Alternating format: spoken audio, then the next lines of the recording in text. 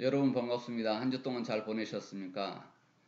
오늘은 5-1 브랜드 포트폴리오와 계층 구조에 대해서 수업하도록 그렇게 하겠습니다.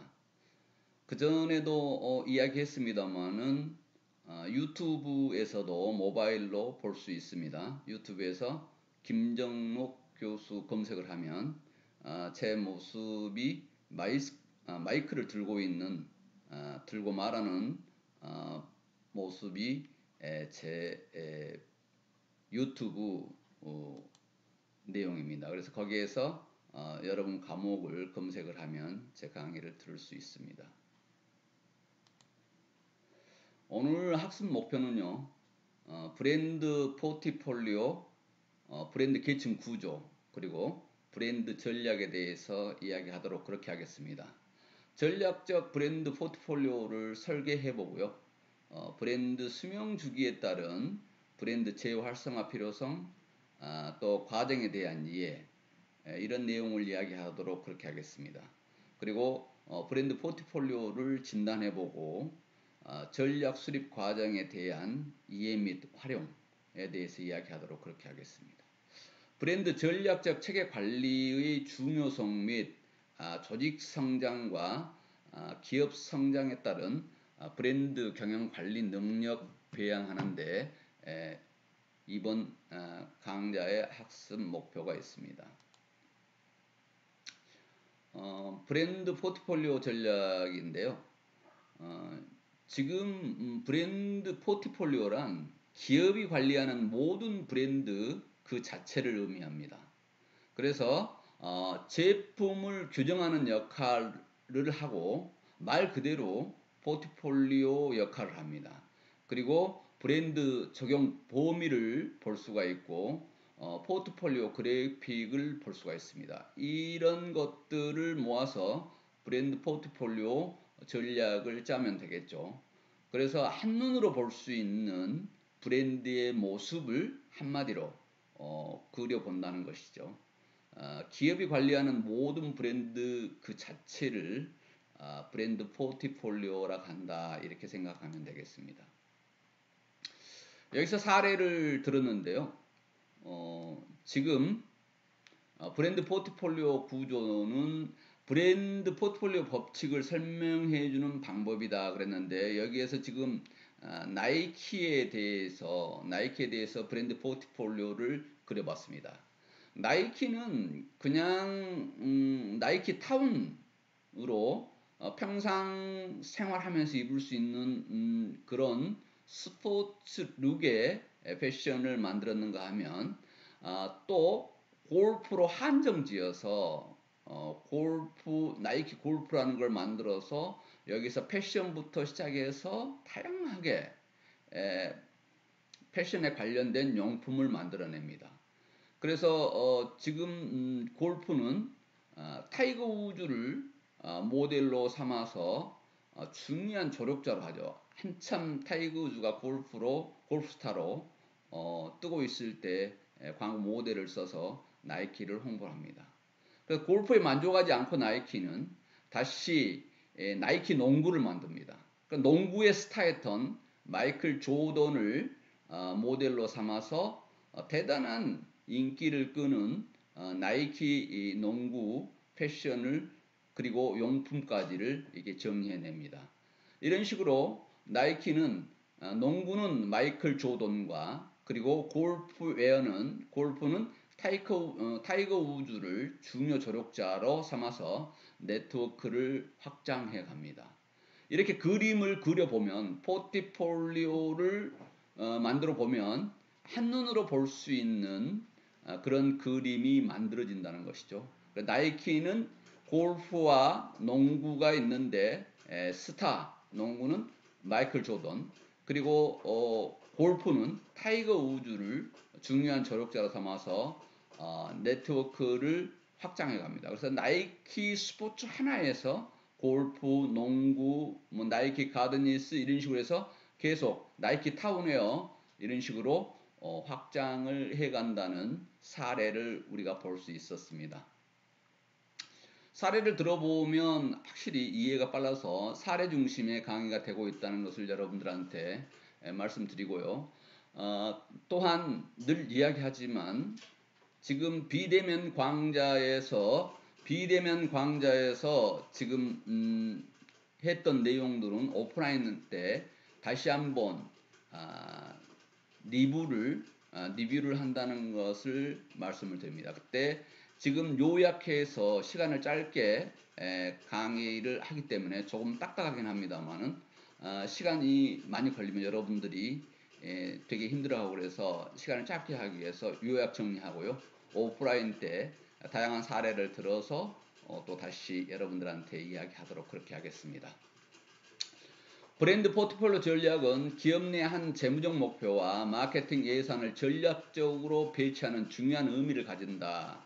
이렇게 이야기했는데요. 브랜드 포트폴리오 전략 8가지 유형을 살펴보도록 그렇게 하겠습니다. 브랜드 확장이 있습니다.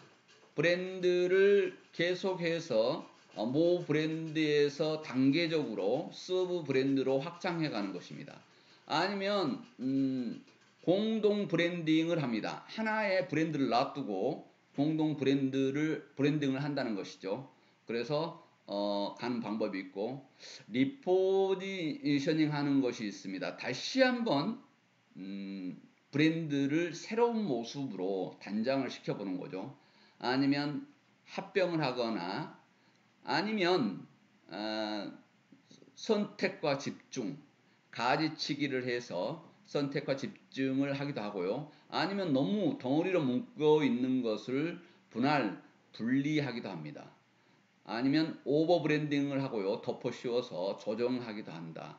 그래서 포트폴리오의 유형은 이렇게 한 8가지로 이렇게 살펴볼 수 있을 것 같습니다.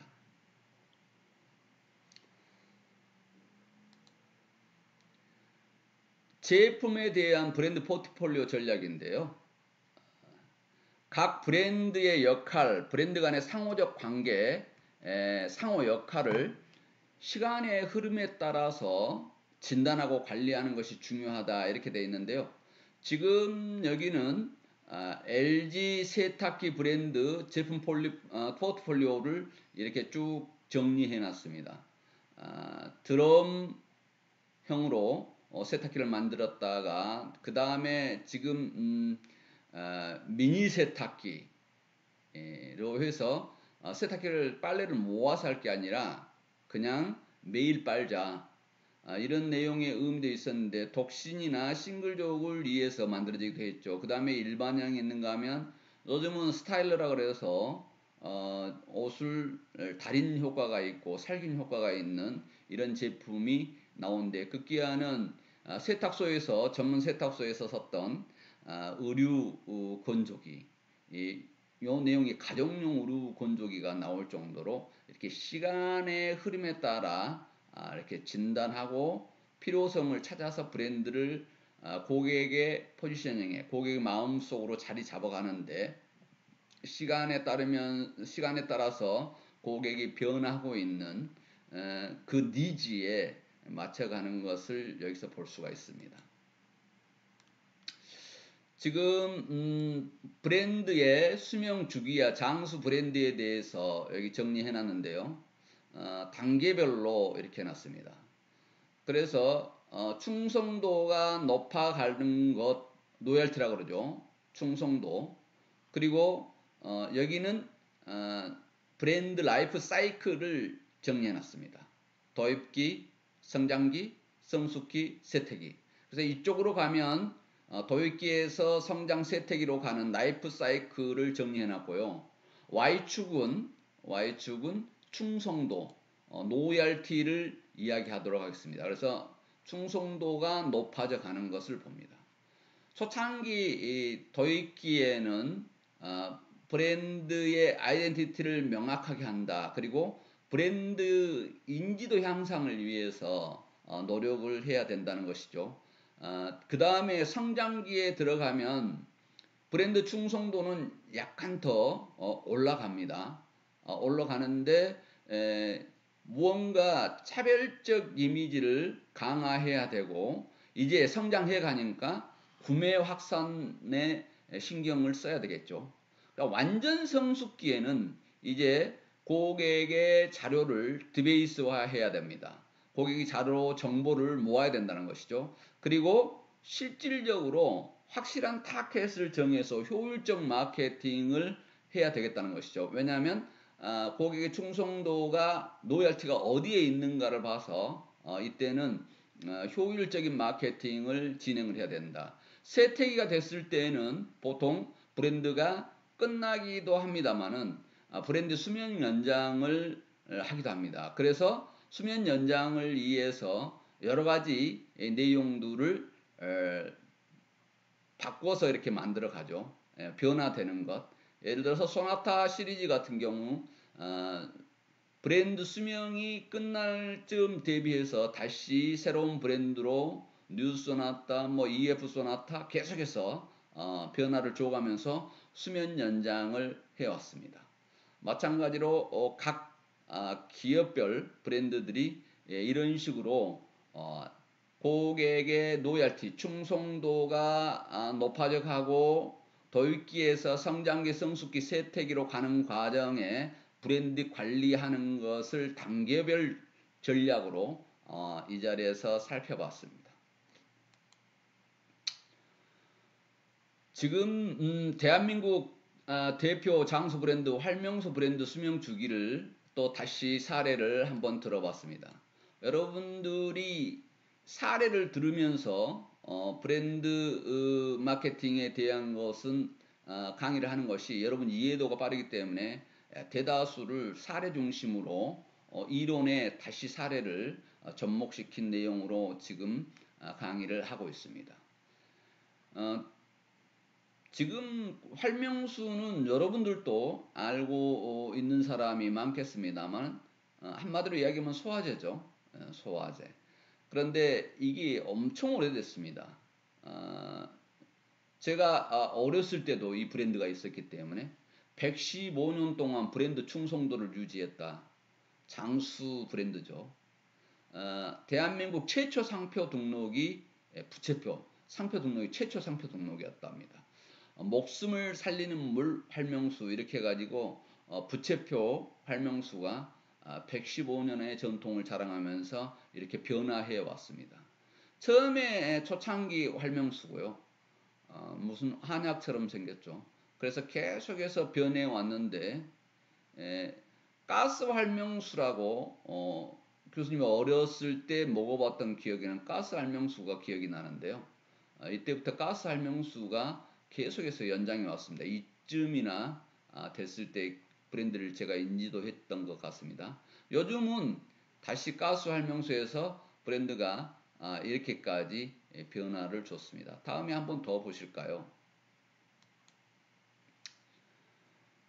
가스 활명수입니다.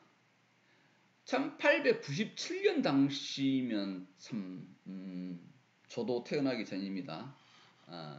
궁중 비방을 양약의 장점과 결합한 혁신 제품이었다. 그래서 가스 활명수가 궁중에서 비방약으로 이렇게 썼던 것을 양약으로 접목시킨 혁신 제품이라는 것이었고요. 그 다음에 시장 진입 과정에서 처음에 무상으로 나눠주고 반응을 봤다는 것이죠. 근데 어렸을 때 급체하고 소화가 안 되고 이렇게 했을 경우 이 가스 활명수를 먹었을 때 바로 치유가 되는 그런 내용을 접해서 집에 상비약으로 놔두기도 하고 그랬었습니다. 초기 고가 전략에는 정찰가 제도를 수행했다. 초창기는 당연히 정찰제를 수행했겠죠. 궁중 비방 제품의 고가이고 테스트 마케팅으로 경험 있는 소비자까지 있어 저절로 스토리텔링 마케팅이 됐다. 스토리텔링 마케팅이라고 하는 부분은 말 그대로 스토리하고 이렇게 이야기화돼서 전달이 됐다는 것인데요. 스토리텔링에는 네 가지 요지가 있습니다. 스토리텔링이 잘 되게 하기 위해서는 일단은 주인공의 어떤 배경이 설명이 돼야 되겠죠. 그리고 그 다음에 주인공은 위기에 봉착합니다. 위기에 봉착을 해서 어렵게 구사일생으로 살아나거나 위기를 극복하는 내용을 전개합니다. 그 다음에 극복하고 나와서 화려한 아니면 변화된 모습으로 성공해내는 이런 스토리가 기승전결로 만들어져야만 스토리텔링에 성공을 할 수 있다는 것이죠. 그래서 대다수 스토리텔링은 이야기는 보면 주인공이 어떻게 시작이 돼서 주인공의 배경이 나오고 그 다음에 주인공이 위기에 봉착해서 죽을 위기를 당하거나 어려움에 처하게 됩니다. 그것을 극복해내고 나서 주로 해피엔딩으로 성공을 이루었던 변화된 모습을 보여주면서 오는데 꼭 여기에서 핵심적으로 나온 것이 위기를 극복했던 내용이 있어야 스토리텔링이 된다는 것을 여기서 추가로 한번 여러분들한테 말씀드렸습니다. 그래서 기승전결이 배경이 나오고 스토리텔링이 되려면 위기가 발생이 되면서 그것을 극복해내고 그 다음에 변화가 있었던 내용을 정리해서 스토리텔링을 만드는 것입니다. 브랜드 포트폴리오 관리의 중요 이슈인데요. 조직 내 중재, 조절 기능을 수행할 수 있도록 브랜드 전략팀 구성이 선행돼야 된다. 브랜드 포트폴리오를 전략적으로 관리하기 위해서는 브랜드 전략팀이 구성이 먼저 돼야 된다는 것이죠. 그리고 제일 중요한 것은 소비자 관점에서 브랜드마다의 차별점에 대한 분석과 이해가 필요하다. 그래서 브랜드의 차별화에 대해서 이야기할 수 있어야 된다는 것입니다. 그것도 소비자 관점이죠. 브랜드 포트폴리오 선상에서 특정 브랜드의 역할 파악이 필요하다. 어떻게 해서 특정 브랜드는 어떤 역할이 있는가 하는 것이죠. 지금 나이키를 여러분들이 사례를 봤지 않습니까? 그때 나이키는 모 브랜드, 스포츠 브랜드에서 하나는 나이키 골프, 하나는 나이키 농구 이렇게 해서 브랜드별 운동 종목별로 해서 역할을 별도로 가져갔던 것입니다. 수립된 포트폴리오를 일관성 있는 포트폴리오 관리를 위해 브랜드 매뉴얼을 개발해야 합니다. 그래서 브랜드 매뉴얼을 개발해서 매뉴얼하는 도식을 그리는 것이 포트폴리오다 이렇게 생각하면 되겠습니다. 지금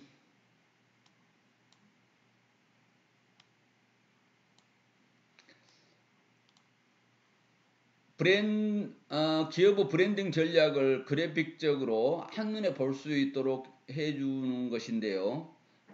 여기서는 제품의 가치에서 의미적 가치로 가고요. X축은, Y축은 한정적인 데서 광범위한 곳으로 가고 있습니다. 브랜드 모디파이어, 처음에는 브랜드 특성, 제품 관련 속성을 전달하는데요. 그 다음에 서브 브랜드가 있는데 요건 개별 브랜드로 합니다만은 모 브랜드에서 하이에 속하는 브랜드를 이야기합니다. 인디비주얼 브랜드인데 특정 제품의 개별 브랜드를 이야기합니다. 그래서 하나의 브랜드가 있고 나서 별도로 개별로 하나씩이 추가로 만들어져 가는 것을 이야기하죠. 패밀리 브랜드는 하나의 브랜드를 가지고 공통적으로 사용했을 때 패밀리 브랜드라 합니다. 코퍼레이트 브랜드인데요. 하나의 기업 브랜드죠. 예를 들면 삼성전자. 그러면 그룹 브랜드는 뭘까요? 삼성. 삼성이 총 그룹 브랜드고 그리고 회사별로 삼성전자, 삼성 SDI 이런 식으로 가죠. 아니면 패밀리 공통된 삼성이라는 하나의 브랜드를 앞에다 붙여서 계속 간다든가 이런 형식으로 브랜드를 계층적으로 만들어진 것을 우리가 볼 수 있었습니다. 지금 브랜드 계층 구조의 정의와 중요성인데요. 여기서 모 브랜드와 자 브랜드에 대해서 나눠놨습니다. 모 브랜드는 품질이나 신뢰를 증명해주고 구매 결정에 선동을 하게 됩니다. 이 내용은 예를 들어서 삼성을 예를 든다면 삼성 이 자체가 품질이나 신뢰성을 증명해주죠. 그 다음에 자브랜드는 세부적인 걸로 들어갑니다. 개성이나 애착, 상징, 그래서 적극적인 구매 동기를 만들어가는 것이죠. 그래서 개별 브랜드들을 이야기를 합니다. 개별 브랜드는 예를 들어서 지금 삼성 거기에서 다시 삼성전자 더 서브로 들어간다면 뭐 갤럭시, 삼성 갤럭시 이런 식으로 가겠죠. 그래서 모 브랜드는 주주, 종업원, 고객, 유통, 사회 이해 관계자 중심의 내용으로 이렇게 흘러가고요. 자브랜드는 완전 고객 중심으로 가는 내용이 됩니다. 주주는 왜 필요할까요? 절대적으로 필요하죠. 여러분들이 그냥 고객, 종업원, 뭐 회사 이렇게만 생각하는데 상장 기업은 주주의 역할도 엄청나게 중요합니다. 그래서 큰 기업, 상장 기업들은 주주 관리를 하고 있습니다. 대기업에 성공한 대기업은 나 이외에 모든 만남은 고객이다 이 개념에서 출발하는 경우가 많죠. 또 그렇게 하지 않으면 살아남을 수 없다는 것입니다. 사례를 들어봤습니다. 삼성그룹에서 모 브랜드죠. 완전히 기업과 관련된 거예요. 그룹 브랜드단 말이에요. 삼성 그룹 브랜드. 그 다음에 삼성전자 기업 브랜드죠. 그래서 서브 브랜드로 이제 세부적으로 삼성 갤럭시가 나오는데 삼성 갤럭시는 스마트폰으로 출시되면서 삼성 갤럭시 S 시리즈로 나가고 급기야는 가장 지금 각가지의 세부 브랜드들이 탄생을 하고 있죠. 그래서 브랜드 계층 구조를 보면 그룹 브랜드가 있고 회사 브랜드가 있고 아이템별 이 브랜드들이 시리즈로 이렇게 진행해 가는 것을 알 수가 있겠습니다. 지금까지 보면서 여러분들이 이제 브랜드가 무엇인가 그리고 브랜드 계층 구조는 어떻게 가는 것인가를 이 그림을 보면서 상당히 이해할 수 있었을 것입니다. 또한 그 전에 이야기했던 나이키 사례를 가지고 또 다시 한번 이해할 수 있었을 것입니다. 여기서는 지금 BMW 자동차에 대해서 브랜드를 사례를 들었는데요. 브랜드 조직도를 보면 다른 브랜드하고 또 BMW의 브랜드는 틀린 것을 볼 수 있습니다. 여기서는 지금 염가형 3 시리즈 브랜드를 BMW가 만듭니다. 그래서 BMW 고급형 7 시리즈 같은 경우는 굉장히 비싸지만 3 시리즈 정도는 국산차와도 별 차이가 없을 정도로 그렇게 또 비싸지 않다는 것이죠. 그래서 3 시리즈, 그 다음 중간형 5 시리즈, 7 시리즈 영가형, 중간형, 고급형으로 이렇게 승용차 시리즈를 단계별로 만들어 놓은 것을 볼 수 있습니다. 이런 브랜드의 구조를 만들어 볼 수 있는 사례를 지금 여러분한테 볼 수 있도록 그렇게 만들었어요. 그 다음에 자동차 중에서 성능 가지고 만족을 느끼는 고객들을 위해서 여기는 가격 가지고 맞췄지만 여기는 성능을 가지고 자체 브랜드가 시리즈를 만들었어요. M 시리즈인데 M3, M5에서 성능을 위주로 해서 만들어 놨다. 그런데 또 자동차 고객은 또 스포츠카 운전의 즐거움을 즐기는 스포츠 시리즈가 있습니다. 스포츠 시리즈는 Z3, Z8 해가지고 Z 시리즈는 스포츠카의 운전의 즐거움을 즐길 수 있는 고객을 만족을 주기 위해서 브랜드를 만듭니다. 요즘 핫하게 많이 뜨고 있는 레저형인데요. 그 레저를 즐기고자 하는 고객을 만족시키기 위한 X5 레저 시리즈를 만듭니다.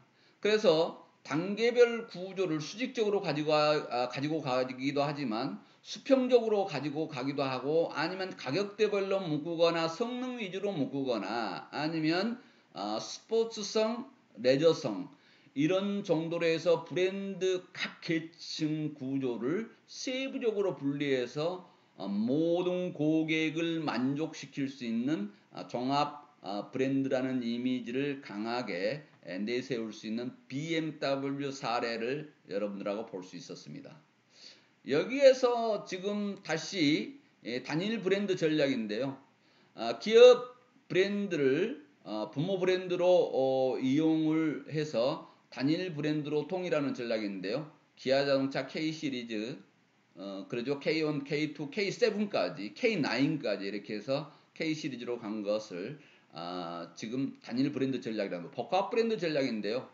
여기에서는 기업 브랜드, 패밀리 브랜드, 개별 브랜드를 조합해서 전개하는데 삼성, 지펠, 냉장고 이렇게 해서 세부적인 내용을 조합해서 하나의 김치 냉장고 아니면 일반 냉장고들을 이렇게 조합해서 만들어 놓은 경우를 우리가 사례를 볼 수 있습니다. 그 다음에 토요타인데요. 토요타는 고급 차종의 위상을 표시하기 위한 새로운 브랜드인 개별 독립 브랜드 넥서스를 개발합니다. 그래서 토요타 하면 저가 자동차로 세계에서 가장 많이 팔리는 자동차 이렇게 인식이 되어 있는데요.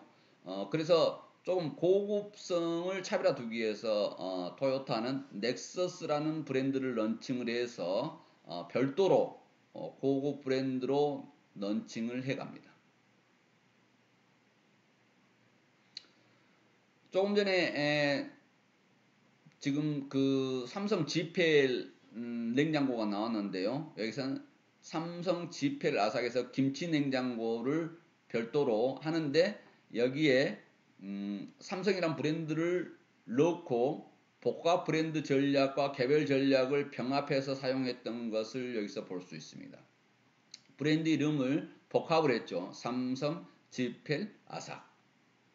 그리고 나인사우선스에서 이 브랜드에 대한 브랜드 이름을 명명해 놨습니다. 브랜드 전략의 중요성은 사례를 보면서 여러분들이 이해를 하실 수 있었습니다.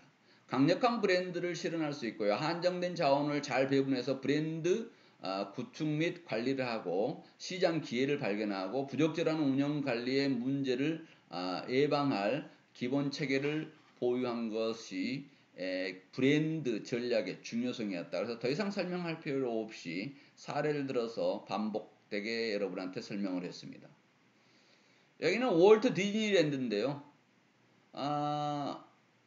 월트 디즈니 브랜드는 어마어마한 많은 브랜드를 탄생을 시키면서 고유 가치 성공을 시켰던 성공 사례 브랜드에 해당이 됩니다.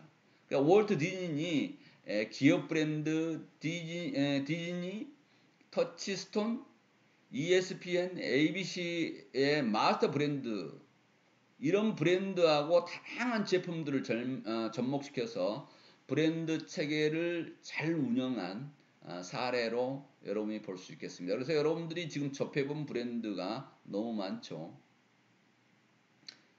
브랜드 전략적 브랜드 경영 부분인데요. 여기에 대해서 체크리스트처럼 해보는 내용들입니다. 이건 오프라인 때 여러분들하고 우리 회사의 비전과 문화가 경쟁자와 비교할 때 적절하게 차별화되어 있는가, 예를 들자면 이런 형식으로 여러분들과 토론하면서 실제 브랜드를 어떻게 체계를 전략을 짜는 게 좋겠는가 하는 부분을 오프라인 때 같이 이야기하도록 하겠습니다. 지금 레리 그레이너의 5단계 조직 성장, 기업 조직 성장 단계 모델을 이렇게 만들어 놨는데요. 창업을 해서 지금 리더십의 위기가 오고 자율성의 위기가 오고 나중에 통제의 위기가 오고 형식주의 위기가 오게 된다. 그래서 단계, 집합체 단계, 권한이임 단계, 공시가 단계, 쇄신 몰락 이렇게 해서 성장 모델을 만들어 놨는데요. 이런 것들을 극복하기 위한 브랜드 관리, 브랜드 전략을 어떻게 짜야 될 것인가 하는 부분에 대한 내용들을 우리가 살펴볼 수 있습니다. 이것도 하나의 사례인데요. 지금 법인을 최고 도전자 브랜드라고 해서 이 브랜드가 지금 혁신을 추구하면서 성장했던 내용들을 여러분들이 교재에서 볼 수가 있습니다. 지금 이 내용도 상당히 시간이 지금 강의로 하면 너무 많이 걸립니다. 지금 강의 시간이 예상했던 시간보다 너무 많이 흘렀는데요.